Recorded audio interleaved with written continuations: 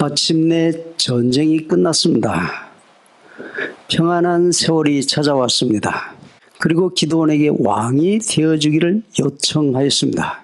기드온은 한마디로 그 말에 대해서 일축했습니다. 아니다. 너희가 요구하는 나와 내 아들과 자식들 3대에 걸쳐서 임금이 되라고 하는 이 말은 영원히 그의 왕권이 그의 자손 속에서 이루어질 것을 요구하고 있다는 것을 안 기드온은 말인즉 말은 바르게 했습니다. 하나님이 원치 않는 것이다. 영광을 내가 거두어야 쓰겠느냐?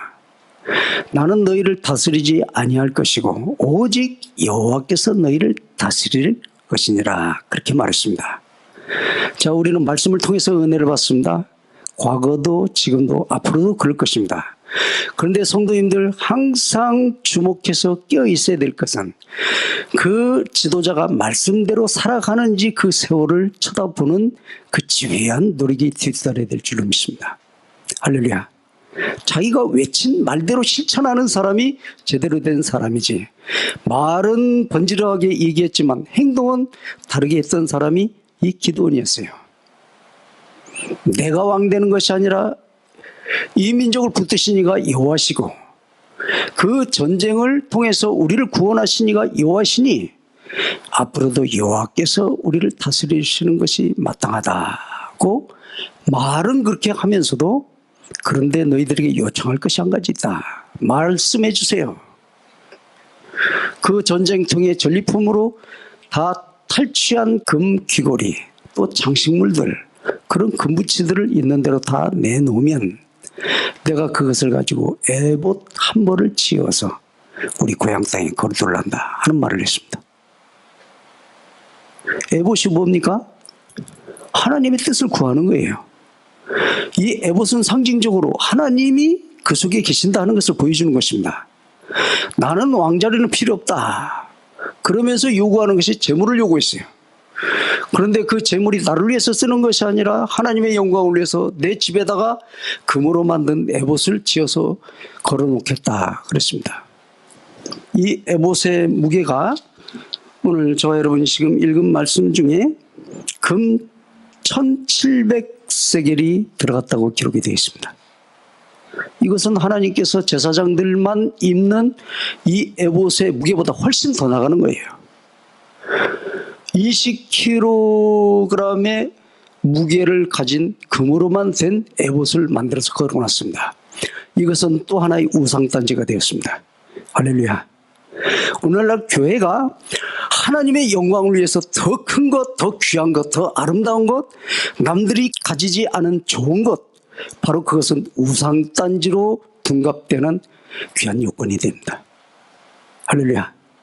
하나님은 없고 자기네들이 이루는 그것만 있는 거예요. 그리고 바로 그 에봇이 상징하는 것이 하나님의 임재를 나타내는 것이므로 자연스럽게 기드온은 말로는 내가 왕이지 않다고 말했지만 실상 그는 왕권보다 더 큰 것을 쥐는 사람이 되었습니다. 정권만 준 게 아니라 종교적 권한까지도 그가 쥐게 된 것이. 그리고 그의 자손들이 오늘 성경에 보니까 70명이나 낳았다고 그러세요. 뭔 놈의 자식들이 이렇게 많습니까? 고대 왕들이 꿈꾸던 것이 자기 권력의 그 기반을 이룩된 현상을 타인들에게 나타나는 그 가시적인 효과가 자식은 많이 두는 것이었어요. 이만큼 내가 힘이 있다. 동물의 왕국처럼 힘 있는 그 수사자가 많은 암컷을 거느리듯이 내가 이만한 힘이 있고 권력이 있고 돈이 있다 하는 것을 보여주는 표현이었습니다. 그런데 70명의 그 자식을 두기까지 본처들만 있는 것이 아니라 첩을 두었다고 그랬어요. 첩은 자기 가시적으로는 권력의 상징이기도 하지만 속물적으로는 성적 그 요구를 채워주는 대상물을 필요로 하는 것이에요. 감추어진 그 죄성을 오히려 공개적으로 합리화시키는 그것이 첩입니다. 우리는 이 문제를 곰곰이 생각해 봐야 됩니다. 하나님이 왜 요단 건너서 축복된 가나안 땅을 들어가라고 그랬을 때 황무지가 아닌 그곳에 거민들이 살고 있었습니다. 그런데 저 땅이 거민들을 치고 이곳을 하나님의 축복의 산지로 만들어라 하는 이유가 어디 있었습니까? 가나안 땅의 사람들은 자기네들의 전통적인 그 미신을 믿고 있었어요. 그런데 그 중심은 뭐였냐면 음행이었습니다. 믿습니까? 그들의 음행을 합리화시키면서 성적 그 유의를 아예 드러내고 살았던 민족이 가나안 족속이었어요. 하나님은 저들을 이 땅에서 진멸하겠다고 그랬습니다. 할렐루야. 우리는 우리 자신들과 우리 후손들이 살아가는 그 앞날 속에서 성적인 어떤 그 괴물이 들어오려고 하는 그림자를도 용납해서는 안 될 것입니다. 왜냐하면 이것은 우리와 우리 자손이 죽는 지름길입니다. 할렐루야. 70명의 자손들을 두었는데 그 중에 첩의 소생인 세겜의 여자에게서 얻은 자식인 아비멜렉은 그 이름 자체가 무엇을 얘기하고 있냐면 우리 아버지는 왕이다 그래. 아비멜렉 그 자체가 우리 아버지는 왕이다 그런 뜻입니다. 그러면 이 기드온의 행실이 무엇을 지금 얘기하고 있습니까? 겉으로는 백성들에게 나는 아무것도 가지지 않겠다. 오직 하나님께 영광.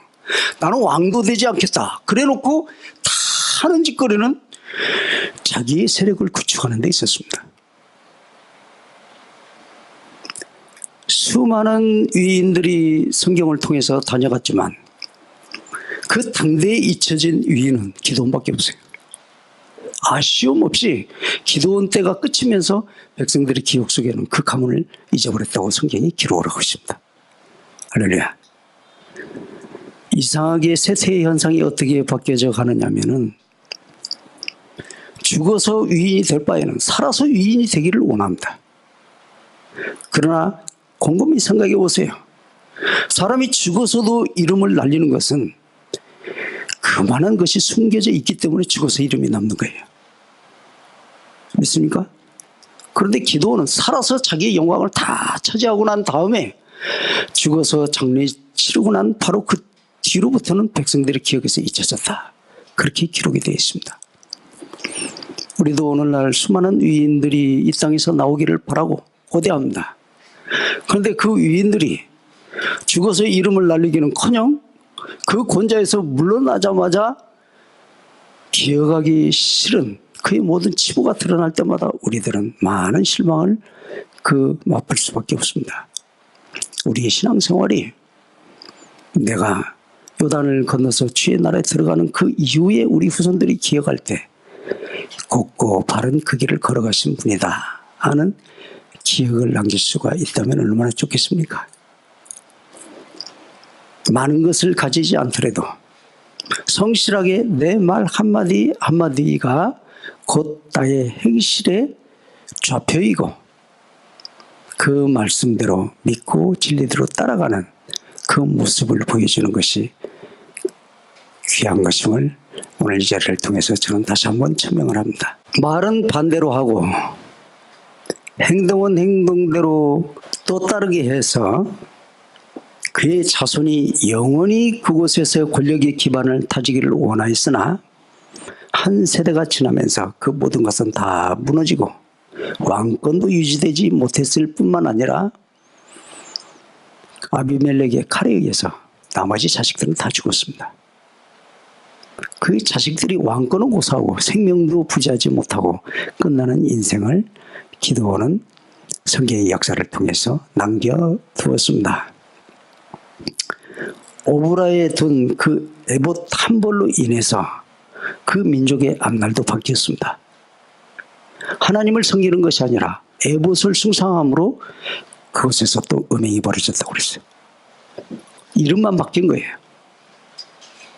그러면은 광야에서 금송아지를 만들어서 이것이 하나님이라고 얘기했던 그 아론이 행한 일과 동일한 일을 한 것입니다. 오늘 우리의 신앙생활 가운데 그런 것이 있는지 자주 점검해야 될 일입니다. 말로는 교회라고 얘기하고 말로는 하나님의 은혜라고 얘기하는데 무언가 인간의 것이 쌓여지고 인간의 것으로 대체되었을 때 그것만큼 큰 우상덩어리는 없다는 거예요. 할렐루야. 이건 피가 터지도록 외쳐야 될 말씀입니다. 하나님을 대체할 수 있는 어떤 우상덩어리가 있어서는 안 된다는 거예요. 이미 그 징조는 전쟁 때에서부터 나타났습니다. 항아리를 깨트리면서 횃불을 들어 올릴 때 하나님을 위하여 하면서 동시에 기도를 위하여 하는 소리가 터져 나왔을 때부터 이미 신학자들은 앞날이 불투명하다 그렇게 기록된 것을 저는 많이 보았어요. 왜냐하면 사람은 부지불식간에 그의 앞날을 보장하는 그 말이 튀어나오게 돼 있어요. 뭔가 예감이 좋지 않은 소리들. 기도를 위하여. 결국 그것이 기도원의 과문을 높이게 되었고, 기도원의 과문을 높이는 것이 통일 왕국의 기반이 될 거라고 생각했던 이 속물적인 백성들의 생각과 기도원의 야획과 잘 동화되어서 서로 피차간에 하나님의 영광, 하나님의 이름을 앞에다 내세웠지만 이후로부터는 기도원의 그 가문 중에서 하나님의 흔적이 나타나지를 않아요. 그렇지만 하나님이 그들에게 주어진 축복은 있었습니다. 40년 동안의 평안을 허락하셨습니다. 할렐루야. 7년 동안의 고난받을 때 눈물 짓고 울부짖고 하나님 앞에 그 외쳤던 그 외침을 하나님께서 잊지 않으시고 그들에게 평안한 40년의 세월을 보장했습니다. 오늘날 우리가 예수 믿는다고 하면서 교회도 세우고 사람의 것을 많이 만들어 놓고 자기의 그 소욕화시키는 움직임에 대해서 우리는 많이 걱정들을 합니다. 그럼에도 불구하고 하나님께서는 또 통일을 또 예비할 수 있는 길을 열어주시고 평안한 날들을 지금 허락하고 계세요. 이것이 과연 축복인지를 우리는 깨어있는 영적 눈으로 잘 살피면서 진정한 하나님의 축복은 하나님과 개인의 사이가 가까워져야 된다는 데 있습니다. 오직 믿음으로.